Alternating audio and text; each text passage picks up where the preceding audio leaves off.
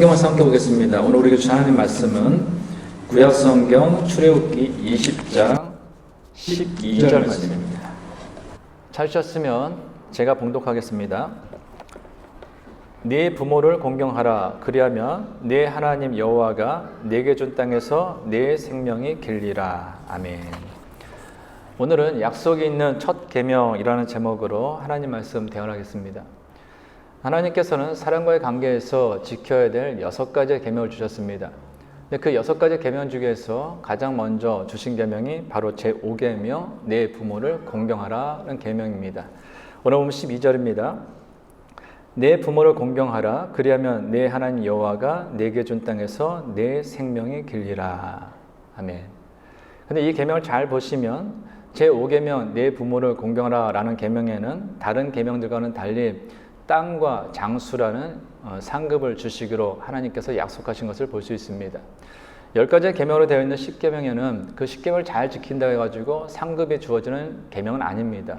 나 외에는 다른 신들을 내게 주지 말라라는 계명을 지켰다 해가지고 어떤 상급을 하나님께 주시기로 약속하지 않았습니다. 살인하지 말라라는 계명을 지켰다고 해서 또한 하나님께서 상급을 주시기로 약속하지도 않았습니다.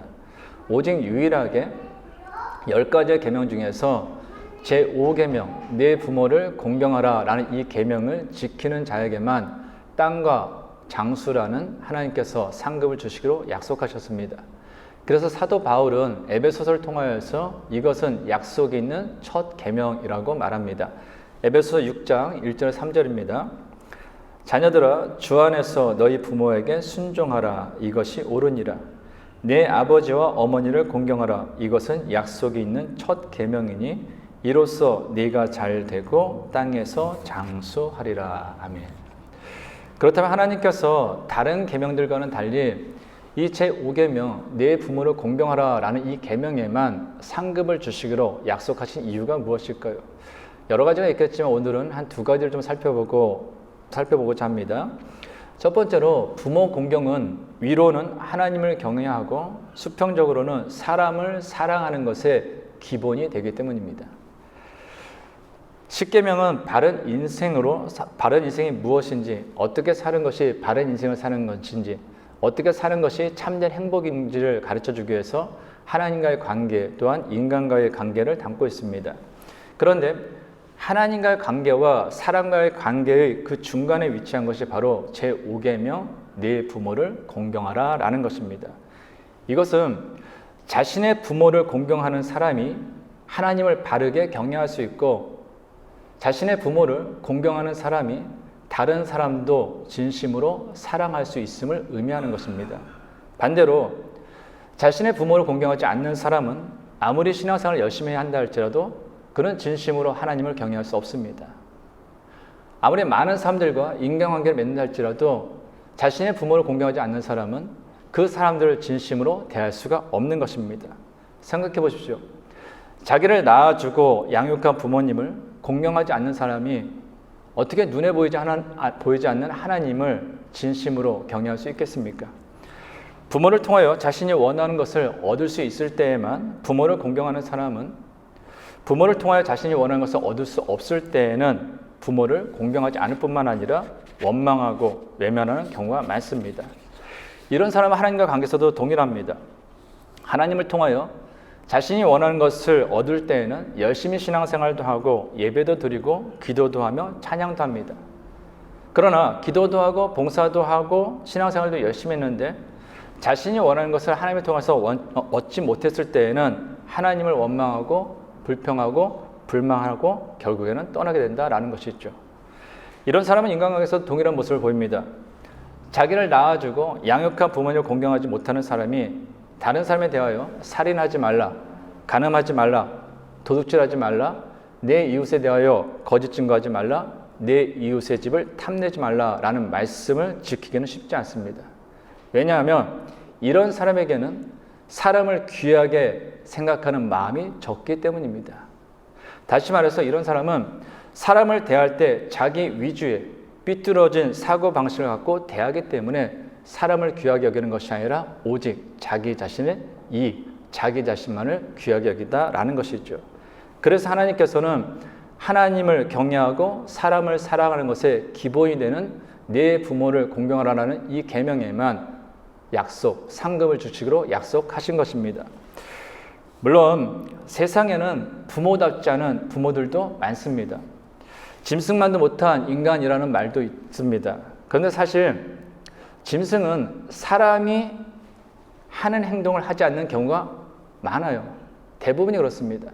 근데 반대로 사람은 짐승이 안 하는 행동을 하는 경우가 참으로 많습니다. 예를 들면 이런 거죠.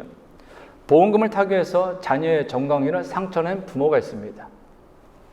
PC방에 가려는데 아이가 잠에서 깨서 잠을 자지 않고 귀찮게 한다 가지고 자기의 자녀를 죽인 아빠도 있습니다. 8살밖에 되지 않은 아이를 폭행해서 갈비뼈 16개를 부러뜨리고 결국에는 죽음에 이르게 한 계모도 있습니다. 이런 일을 짐승들은 하지 않습니다. 이 외에도 폭력, 폭언, 심지어 성추행과 성폭행 속에서 자라는 자녀들도 있습니다.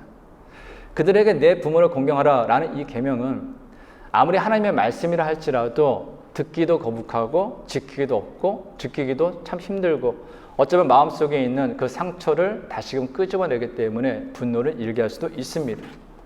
그럼에도 불구하고 하나님께서 내 부모를 공경하라 라고 말씀하신 이유는, 우리가 부모를 공경해야 하는 이유는 부모의 인격이 아름답거나 부모의 인격이 참으로 존경스럽거나 부모의 삶이 참으로 본받을 만하기 때문에 그런 것이 아니기 때문입니다. 우리가 부모를 공경해야 되는 그 이유는 부모의 역할과 위치 때문입니다. 부모의 역할과 위치가 무엇입니까? 나에게 생명을 주셨다라는 거예요. 이 땅에 생명을 줄 수 있는 분은 오직 하나님이십니다. 근데 그 하나님께서 부모를 당신의 대리자로 또한 당신의 동역자로 삼으셔서 자녀들에게 생명을 주어 이 땅에 살게 하셨다라는 것이죠. 우리가 이것을 성경을 통해서 좀 볼 수 있습니다. 레위기 19장 3절입니다. 너희 각 사람은 부모를 경외하고 나의 안식일을 지키라. 나는 너희 하나님 여호와이니라.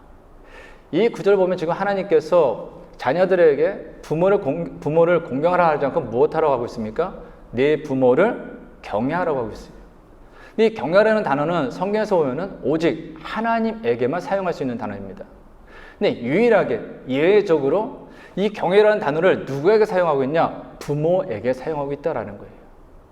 그 이유가 무엇입니까? 네 부모는 하나님의 대리자라는 거예요.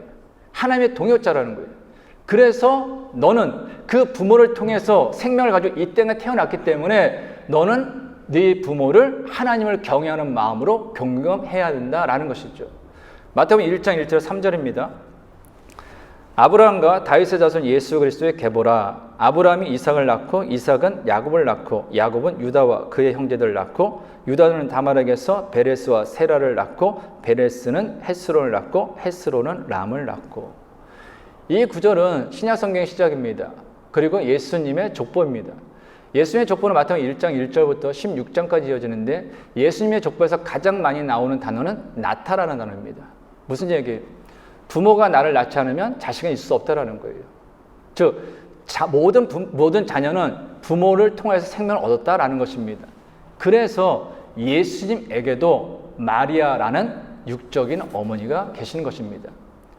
우리가 부모에 대해서 아니면 인생을 살면서 어떤 나쁜 감정 갖는 거, 불편한 감정 갖는 거, 그 이유가 무엇입니까? 살아있기 때문이에요. 나에게 생명이 있기 때문에 불편한 감정도 가질 수 있다는 거예요. 나에게 생명이 없으면 불편한 감정도 가질 수 없습니다. 그래서 부모 공경은 부모님의 인격이거나 부모님의 삶이 아니라 그분이 하나님의 대리자로서 하나님의 동역자로서 나에게 생명을 주어 나를 이 땅에 태어나게 하셨기 때문에 우리는 부모님을 공경해야 한다라는 것입니다. 이거는 인간으로서 마땅한 도리다라는 것이죠. 두 번째로 하나님께서 내 부모를 공경하라는 이 계명의 약속을 주신 이유는요, 그럼에도 불구하고 부모를 공경하지 않는 자녀들이 많기 때문입니다. 생각해 보세요. 얼마나 자녀들이 부모를 공경하지 않으면 하나님께서 그 수많은 계명들 중에서 유일하게 이 내 부모를 공경하라는 이 계명 속에 땅과 장수라는 상급을 주시기로 약속하셨겠는가라는 것입니다. 실제로 사람을 죽이는 사람, 살인하는 사람은 거의 없습니다. 그러나 부모님을 공경하지는 못해도 부모님을 공격하는 사람은 많습니다. 여기서 말하는 공격이라는 것은 물리적인 폭행만을 이야기하는 것이 아니라 말 등을 포함한 상처를 이야기하는 것이죠. 지난 4월 23일 한국의 삼성생명 사회정신건강연구소장인 이시영 박사가 가정 내 청소년 폭력에 관한 국제 심포지엄에서 발표한 보고서에 따르면요, 한 6개월 동안 105명에 이르는 의사 또는 상담원 전문가들이 청소년들을 상담했는데 6개월 동안 이 105명의 전문 상담가들 또 의사들에 의해서 청소년 상담 가운데 1인당 18건의 청소년 자녀들이 부모를 폭행하는 사건들을 보았다라는 거예요. 얘기를 들었다라는 거예요. 그러면은 105명이니까 1인당 18건이에요. 6개월 동안. 총 계산해 보면 1890건이 됩니다. 이걸 한국 사회 전체로 보면요, 얼마나 많은 부모들이 자녀들에게 폭행을 당하고 있는지 몰라요. 특히 아버지보다 어머니는 힘이 더 약하기 때문에 자녀들에게 폭행을 당하는 경우가 더 많다는 것입니다. 지난 4월에는 상습적으로 부모를 폭행하고 심지어 끓는 물을 붓기까지 한 40대가 실형을 받게 됐습니다. 부모에게 상처를 받는 자녀들 많죠. 그런데 그것만 드러나니까 그것만 이야기하는 거예요. 부모라는 이유 때문에 자녀에게 폭행을 받아도 폭언을 들어도 이야기하지 못하는 부모가 얼마나 많겠습니까? 심지어 부모는 자녀는 부모에게 폭행을 당하면 경찰에 신고하고 법원에다가 실형을 때려달라라고 호소하는데 부모는 반대로 자녀가 당신을 폭행하고 심지어는 못쓰지를 했어도 법원에 제발 선처해달라고 호소하는 것이 부모 아닙니까? 사실 우리 자신을 들여다봐도요, 우리는 어떻습니까? 우리는 물리적으로 부모님에게 폭력을 가한 적은 없습니다. 그런데 사실 말로, 눈빛으로, 표정으로, 아니면 문을 콱 닫는 그 행동으로,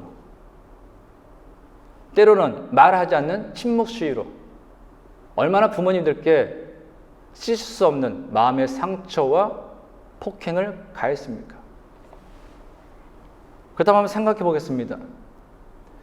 왜 하나님께서는 그토록 부모님을 공경하게 원하는데 자녀들은 부모를 공경하지 않을까요? 이유는 간단합니다. 부모님을 가볍게 생각하기 때문이에요. 에스겔 22장 7절입니다. 그들이 내 가운데서 부모를 업신여겼으며 내 가운데서 나그네를 학대하였으며 내 가운데서 고아와 과부를 해하였도다. 여기 업신여기다로 나오는 이 히브리어 단어가 카랄입니다. 이 카랄이 뜻이 가볍게 생각하다, 중요하게 생각하지 않는다라는 거예요.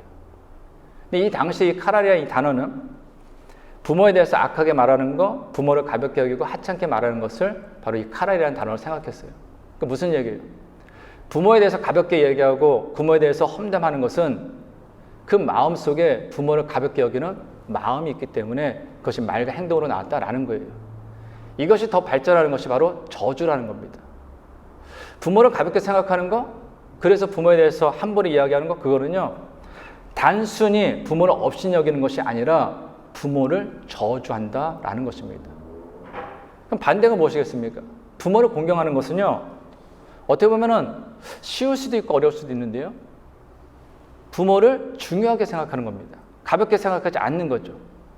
그래서 부모를 공경하라, 내 부모를 공경하라는, 공경하다라는 단어가 히브리어로 카베드라는 단어인데 무겁다라는 뜻입니다. 무게가 무겁다라는 것이 아니라요, 비중이 있다, 중요하다라는 거예요. 무슨 얘기입니까? 내 부모를 공경하라라는 이 말은요, 내 부모를 내 인생에서 좀 비중 있게 생각해라, 좀 중요하게 생각하라라는 의미가 되는 것입니다. 어릴 때는 부모님이 내 인생의 전부였습니다. 부모님이 없으면 아무것도 할 수가 없었기 때문이에요. 부모님이 있어야 먹고 입고 자고 배울 수 있었습니다. 그러다 시간이 지나면 어떻게 되죠? 내일을 할 수 있는 것들이 좀 많아집니다. 그리고 마침내 부모님이 없어도 혼자 살 수 있게 되죠.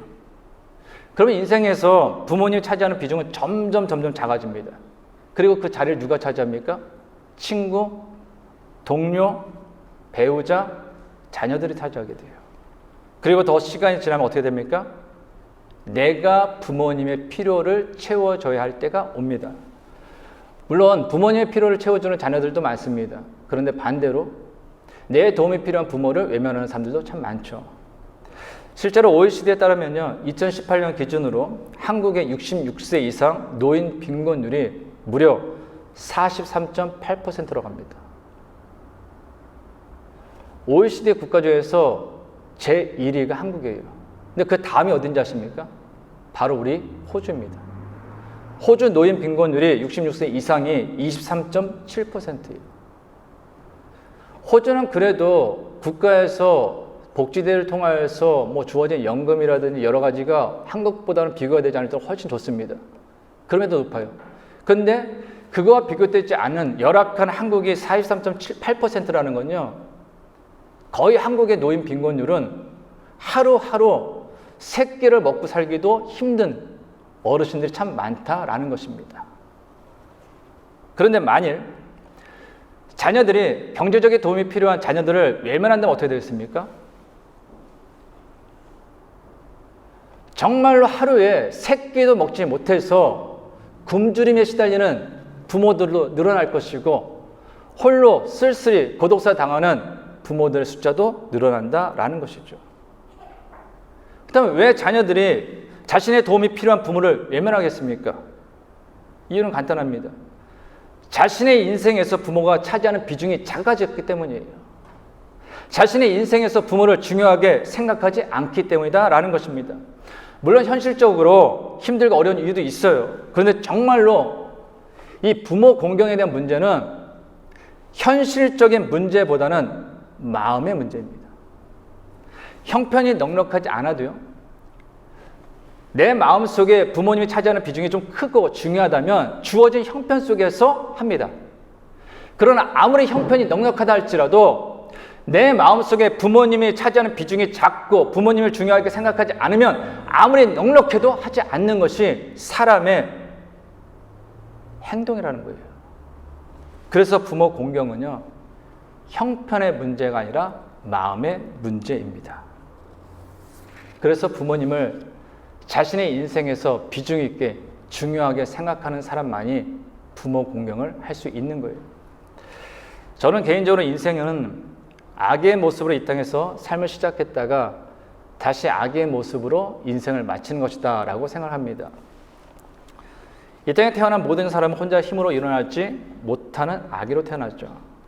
그러다가 다른 사람의 도움을 받아 일어서게 되고 조금씩 두 발로 걷다가 나중에 혼자서 뛰게 됩니다.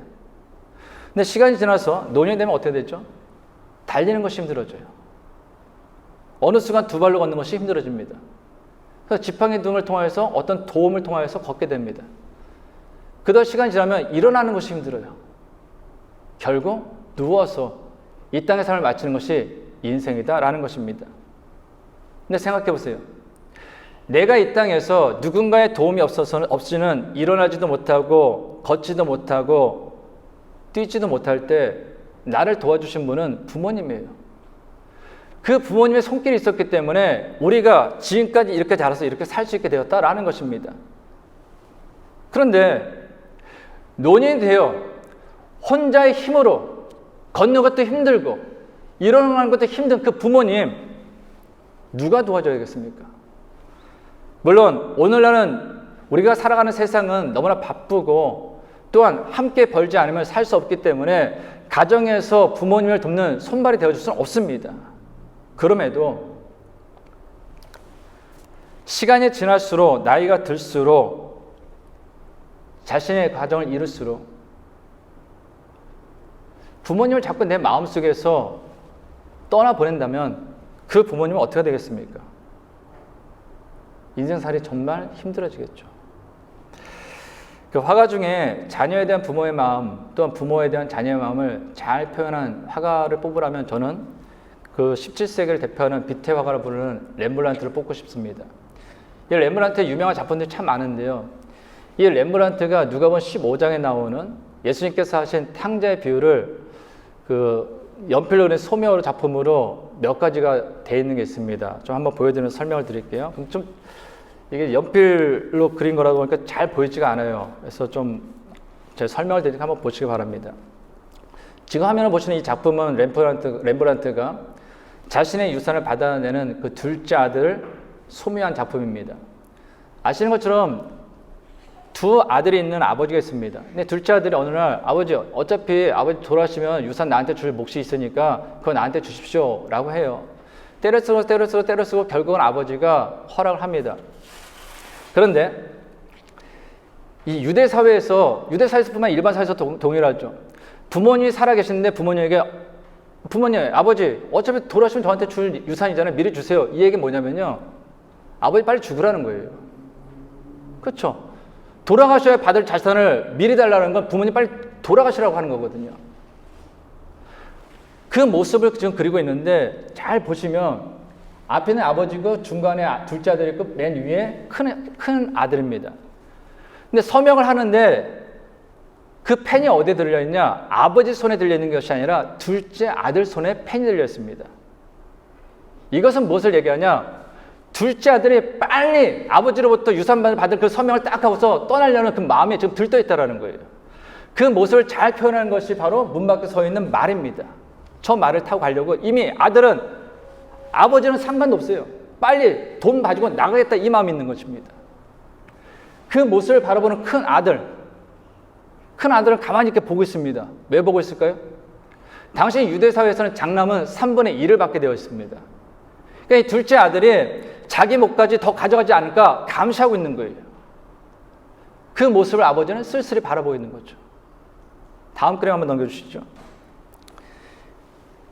이 작품은 1634년의 작품인데요. 아버지로부터 자신의 소유를 받은 둘째 아들이 이제 떠나려고 하는 그 장면을 이제 소묘로 그린 것입니다. 근데 이 그림을 보면은 아버지는 뒤돌아 있어서 아버지 표정이 잘 나오지 않습니다. 근데 둘째 아들 보면 어떻습니까? 둘째 아들 보면 굉장히 지금 신나 있죠. 머리에 긴 꽃갈 모자 쓰고 옆에 긴 칼 차고 신났어요. 룰루랄라 돈도 받았겠다. 막 그래서 좀 말 듣는데 벌써 바로 올라가 있죠. 올라가 있어요. 그 다음 넘겨주시죠. 이건 1650년대 작품입니다.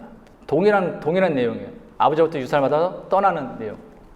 잘 안 보이는데요. 여기는 아버지의 모습이 나옵니다. 아버지의 모습이. 근데 아버지의 모습이 어떻게 나오냐?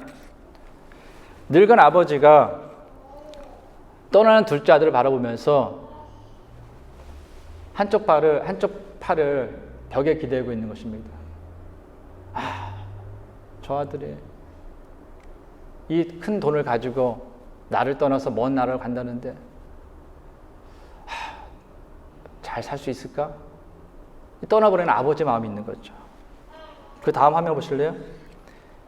이거는 창녀와 함께 있는 둘째 아들을 렘브란트가 그린 그림입니다. 아버지 유산을 미리 받아서 먼 나라로 떠난 아들 결국 어떻습니까? 창녀들과 어울리며 무비하는 생활을 합니다. 그 모습을 그린 거예요. 다음 넘겨주시죠. 이거는 돼지치기가 된 둘째 아들을 그린 겁니다. 창녀들과 어울리면서 무비한 생활을 한 둘째 아들 결국 모든 돈을 다 잃죠. 결국 돼지치기는 일을 합니다. 돼지가 먹는 쥐염 열매로 배를 채우고자 하지만 그마저 주는 사람이 없어서 굶주린 배를 움켜쥐고 있습니다. 그제서야 이 둘째 아들 아버지를 생각합니다. 넘겨주시죠. 이게 가장 유명한 작품인데요. 유화로 되어 있는데 렘브란트의 탕자의 귀환이라는 작품입니다. 가지고 나온 모든 돈을 다 잃고 탕감하고 거지가 되어 돌아온 아들을 아버지가 지금 꼭 안고 있습니다. 얼마나 급하게 아버지가 뛰어나왔던지 지팡이는 바닥에 떨어지고 오른쪽 신발은 벗겨진 채 있습니다. 그럼에도 불구하고 이 아들을 아버지는 꼭 껴안고 있는 거예요. 어떤 분은 이 탕자의 비유를 이렇게 해석도 하시더라고요. 아까 서두에 말씀드린 것처럼 부모님이 돌아가지 않았는데, 아버지가 돌아가지 않았는데 유산을 요구하는 거는 아버지 빨리 죽으라는 거예요. 유대사회에서는 그런 사람은 돌에 맞아 죽는 겁니다. 그 돈을 가지고 갔어요. 근데 거기서 다 탕감하고 거지가 돼서 돌아왔습니다. 동네 사람들 보면 어떻게 될까요? 돌 던져 맞아 죽을 수도 있는 거예요. 그래서 아버지는 그 아들이 동네 사람들이 던지는 돌에 맞아 죽지 않으려고 보호하기 위해서 더 끌어안았다라는 것이죠. 비록 내가 빨리 죽고 그리고 그 돈을 자기가 갖고 탕감하고 돌아온 아들이라 할지라도 아버지는 그렇게 자녀가 상처나는 것을 원하지 않았다라는 것이죠. 이게 바로 부모와 자녀의 차이입니다. 우리는 오늘 어버이주일로 지키고 있습니다. 한국에서는 매월 5월 8일 어버이날로 지키기 때문이죠.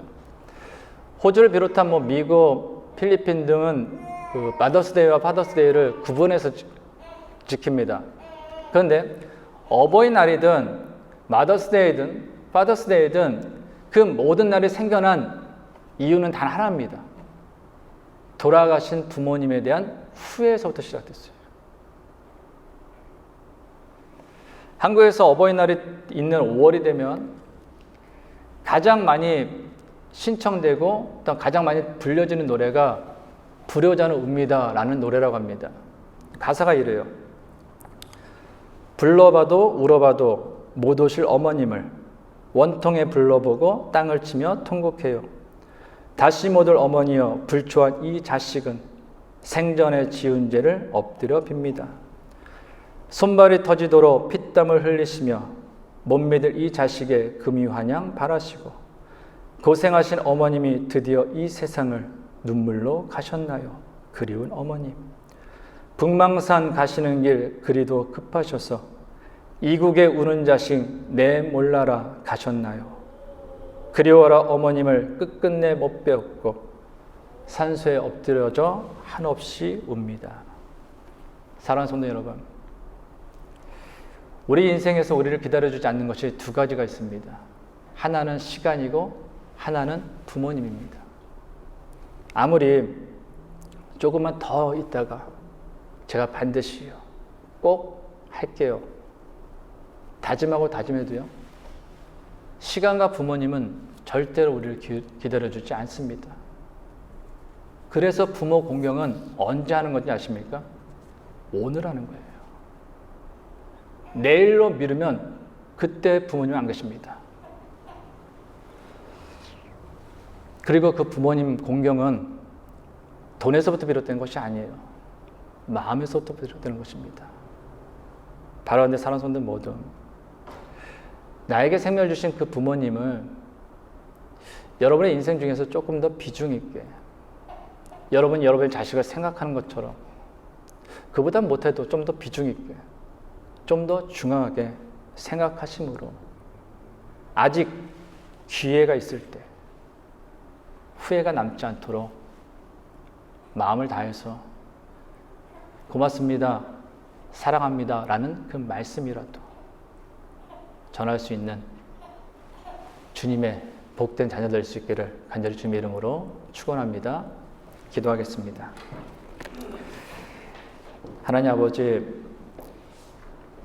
하나님께서 내 부모를 공경하라는 계명을 주시면서 땅과 장수라는 상급을 약속하셨습니다. 자녀가 부모를 공경하는 것은 너무나 당연함에도 불구하고 저희들이 얼마나 부모를 공경하지 않았으면 부모 공경에 상급까지 약속하셨는지요.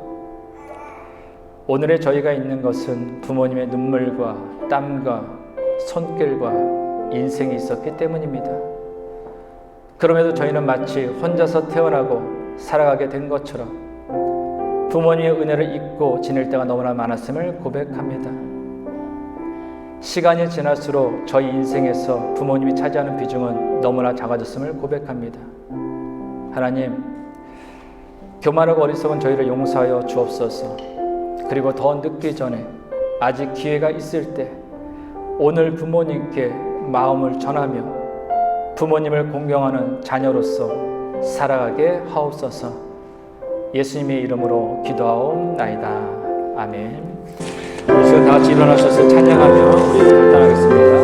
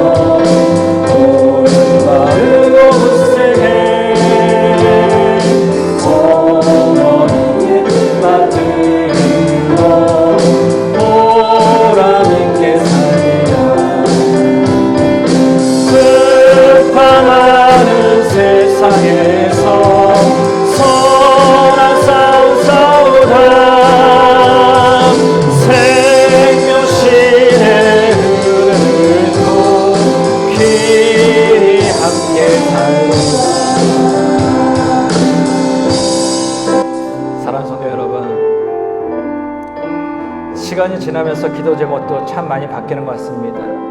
기도 대상도 바뀌는 것 같습니다. 그런데 한번 생각해 보십시오. 나이가 들수록, 인생을 더 오래 살수록, 경제적인 여유가 있을수록 이상하게도 부모님을 위한 기도는 점점 작아지지 않습니까? 우리들이 기도하는 그 많은 기도 시간 대부분 자녀를 위해서, 배우자를 위해서, 아니면 나 자신을 위해서 하지 않습니까? 우리 어머니, 아버지는 자신의 온 몸을 우리를 위해서 바치셨건만 우리는 그 부모님을 위해서 너무나 기도하는 시간조차 작지 않습니까? 우리 시간 기도할 때 하나님, 우리가 부모님의 마음을 온전히 다 알지 못하고 받은 사랑을 다 갚을 수는 없지만 적어도 부모님을 위하여서 애써 기도할 수 있는 자녀가 되게 하여 주옵소서. 우리의 마음을 이제부터라도 표현할 수 있는 자녀가 되게 하여 주옵소서. 우리 부모님들 하나님께서 책임져 주옵소서. 우리 같이 이 시간 기도하겠습니다. 살아계신 역사하신 하나님, 우리에게 귀한 부모님을 허락하여 주셨소. 그 부모님을 통해서 우리가 이 땅에 태어나게 하여 주시고, 그 부모님을 통해서 우리가 인생을 살게 하여 주시고, 그 부모님을 통해서 어떤 믿음을 갖게 하시면 정말로 감사합니다. 그러면서 하나님, 이 시간 우리들은 그 사랑하는 부모님, 우리에게 생명을 주시고 우리에게 인생을 살아갈 수 있는 그 모든 여건을 주셨음에도 불구하고 그 부모님의 기도가 너무나 적었음을 고백합니다. 그 부모님에게 우리의 마음을 표현했던 중에 너무나 적었음을 고백합니다. 하나님이시여, 그럼에도 불구하고 그 부모님께서는 지금도 우리를 위해서 기도하시며 지금도 우리를 위해서 더욱더 많은 것을 주시고자 더욱더 많은 것을 희생하시고자 눈물로 기도하고 있음을 알고 있사옵나이다. 그러면 하나님의 우리가 이제 그 부모님의 은혜를 모두 다 갚을 수 있겠사옵나이까. 적어도 이제부터라도 깨어서 우리의 마음을 주 앞에 부모님 앞에 전하게 해주시오. 그 부모님을 기도하는 손을 위해서 기도하시는 시간을 더 많이 가지므로 그 부모님 앞에서 우리가 할 수 있는 모든 걸 내가 되게 해주셔서 그래서 시간이 지나서 부모님이 우리 곁을 떠났을 때 후회하지 않는 우리 인생을 될 수 있도록 인도하여 주셔서 후회를 남기는 인생이 되지 않도록 적어도 할 수 있는 한 친절한 부모님께 마음을 전하게 해주셔서 위해서 기도하시는 우리 모두가 되게 해주셔서 우리 사랑하는 모든 가정이 하나님께서 기뻐하시는 참으로 아름다운 가정 될 수 있도록 주여 인도하여 주시옵소서. 이제는 우리 주 예수 그리스도의 은혜와 하나님의 크신 사랑과 성령님의 교통하심이 내 생명이 부모님을 통하여 왔음을 기억하고 더 늦기 전에 아직 기회가 있을 때 오늘 부모님께 마음을 전하며 부모님을 공경하는 자녀로서 살아가기 원하는 모든 성도들과 기도와 눈물과 땀으로 자녀들 양육하신 이 땅의 모든 부모님들 위해 이제부터 영원까지 함께 하시기를 간절히 축원하옵나이다. 아멘.